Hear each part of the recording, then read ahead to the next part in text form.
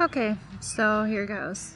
Back in the late 90s, before outdoor festivals were really commercial, people would get together if somebody had a lot of property and would have festivals on land. It was really popular in an area of North Carolina I was living in. There was a festival that was on this person's farm, and we went out to go camping.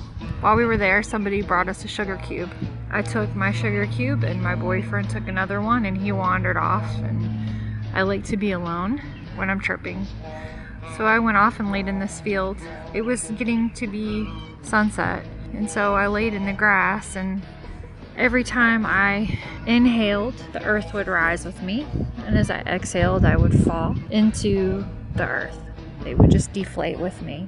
I was into this for a while, breathing with the earth, and I looked up at the sky, and the sunset had made it look like orange and pink cotton candy clouds. Everything was breathing and moving and started to take on a life of its own. As I sat up, there was this young guy that came up to me and noticed I was already, I was already there. So he said, "I've got something you'll like." And I put my hand out and thought, why not? And he put what looked like gelatin, like a little tab of gelatin in my hand. And don't know what it was to this day, but I took it and it put me over the edge. Pretty soon I started to wander off and think I was warrior woman. I became an Amazon, or began to walk around all the campsites. Enjoyed my aloneness and my wildness. I'm sure it looked pretty crazy.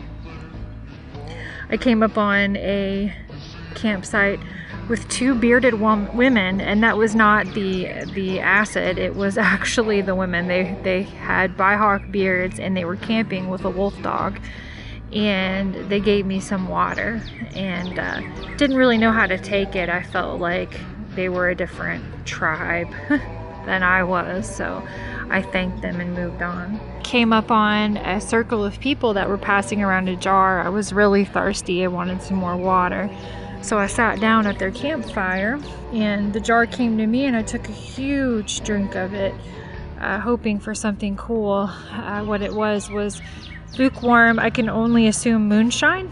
So there I was, chugging the moonshine, and I remember time slowed down as I stood up and hose vomited like The Exorcist. Absolutely just stood up and hose vomited all over the people next to me and people in front of me, and I thought that was a good time to go ahead and duck out. So I took off, leaving them with my puke.